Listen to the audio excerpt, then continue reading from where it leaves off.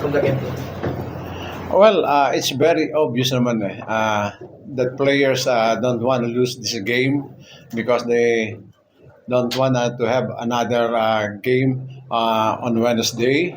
And it's very evident if you will take a look at the stats. So this is the second time, last game of today, na we never give up a pass break points to our opponent.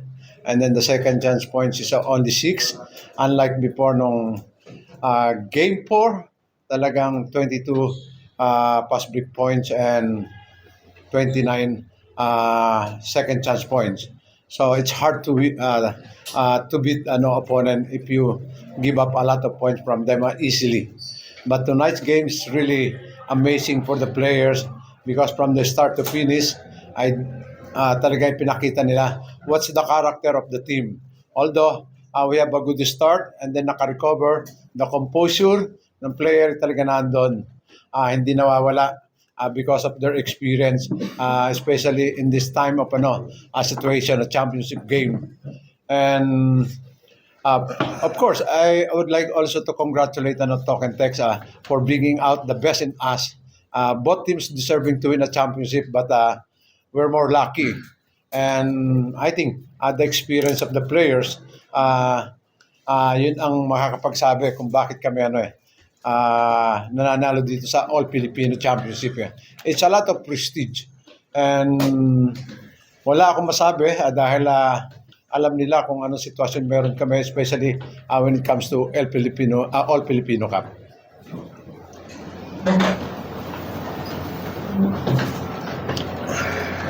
Coach, nung kasi ganda ng start niyo kasi sinabol kayo ng TNT, ano lang yung sinabi mo nag-start dun sa gamitin niyo yung lead venture?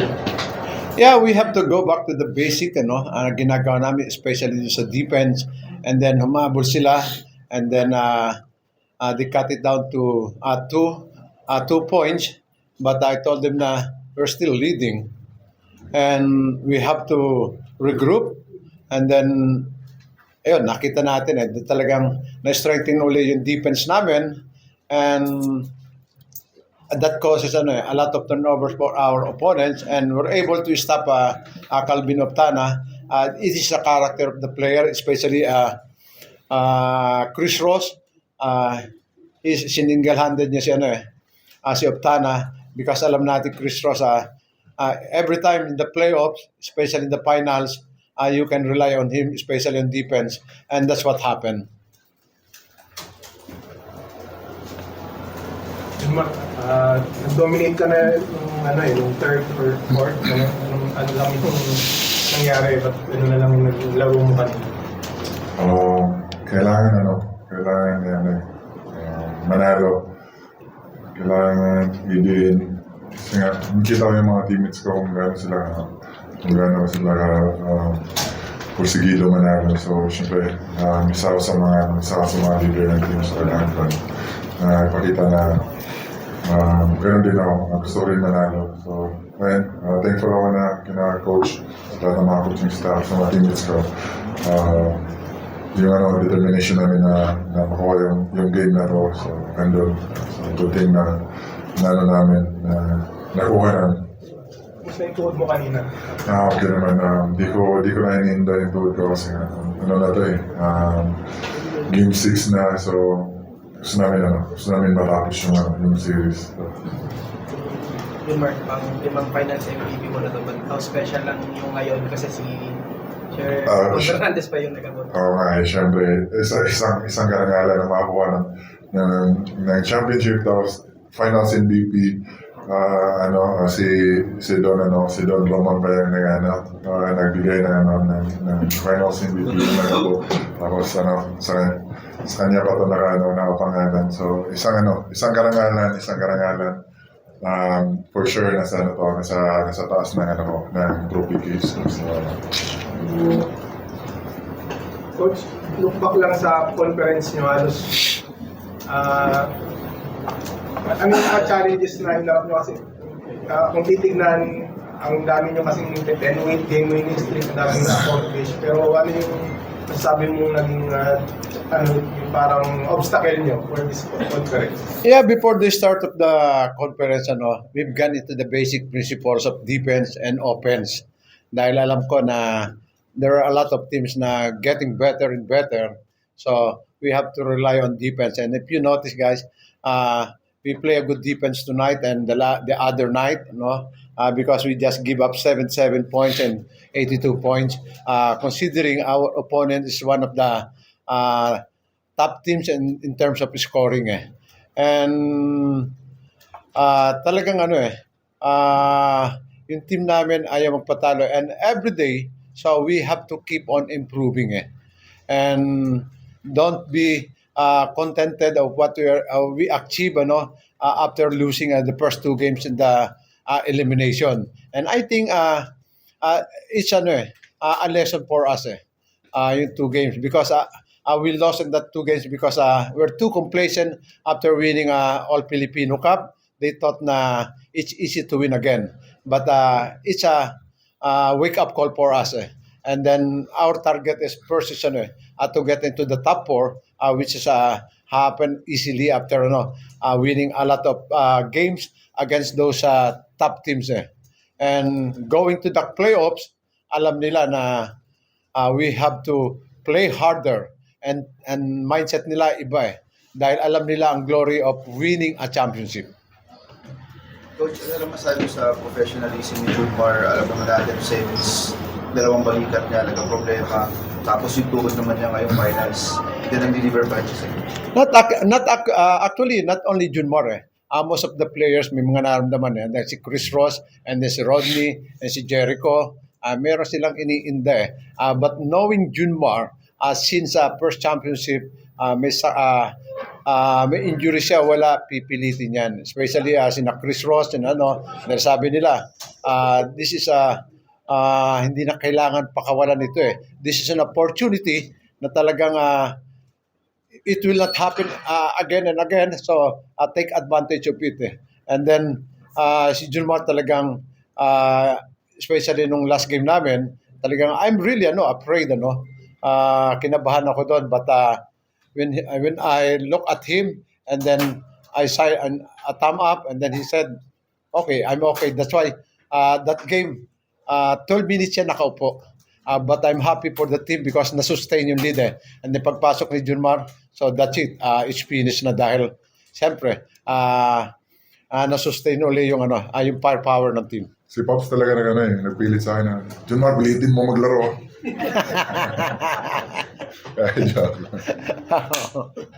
Junmar, kanina medyo natatawa ka nung sinabi si Coach about yung mga adversities. Parang meron pang, ano ba yung mga tingin mga adversities in this conference? Maraming Pero ayun nga, alam namin yung culture ng San Miguel, alam namin yung winning ways ng San Miguel. Before pa kami dumating dito sa San Miguel, alam na namin yung legacy ng San Miguel. So, nandito kami para to continue the winning ways ng San Miguel, to represent San Miguel lalo na sa finals. So, syempre, yun yung isang karangalan na maglaro dito sa San Miguel. So, yun. Actually, yung next month pa yung next conference, medyo matagal yung break, pero looking forward to it. Ano masasabi? Nangyayari ba kayo or... Actually, bukas mayroon na kami schedule ang practice. Joke lang Of course, Uuwi na ako si mamaya. Actually, naman muna ako. yan ang dilema ko as a coach, ganyan. Dahil, siyempre, after the championship, gusto lahat nila ma-enjoy yung championship and then pupunta sa kanilang pamilya, kung nasa probinsya, yung iba nag-out of town, out of the country.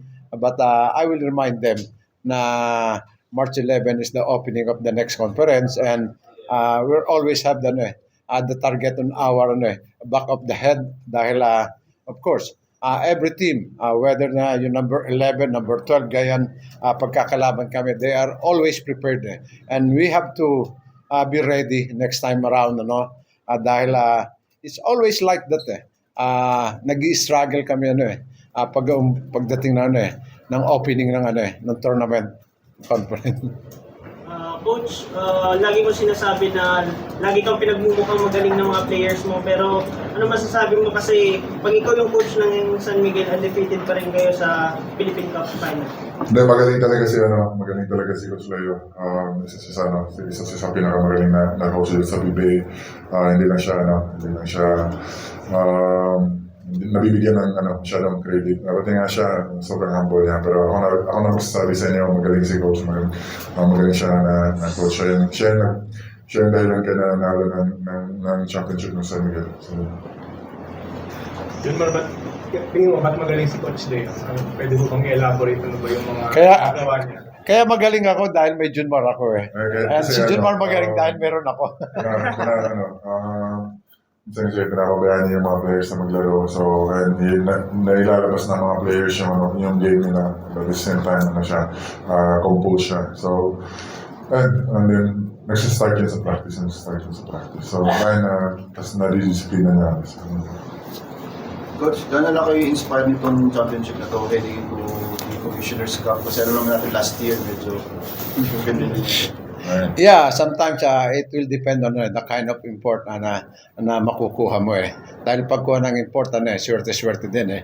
And I hope na this coming conference, mag-fit yung kinukuha naming import. But until now, wala pa kaming nasa sign up na import, And siguro, after a few days, wala muna akong bakasyon dahil talagang alam ko, hahanapin ako ng management regarding the import. And it is a job whole year round ito But I'm so happy to have this last two championship, and then the support of management is really always there. Especially Boss RSA, minsan tumatawag siya sa akin, pinapupunta niya ako sa office kung anong pwedeng gawin.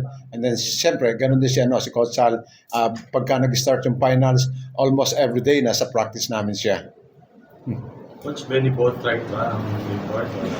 Benny Boatwright, we keep on contacting him, may communication kami. But the problem with him is,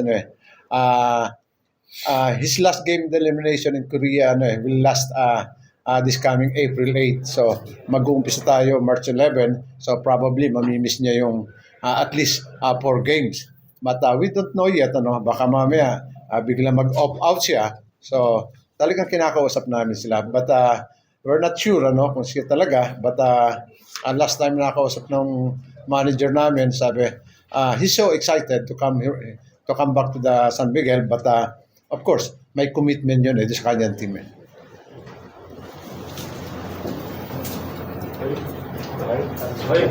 Congratulations. Thank you.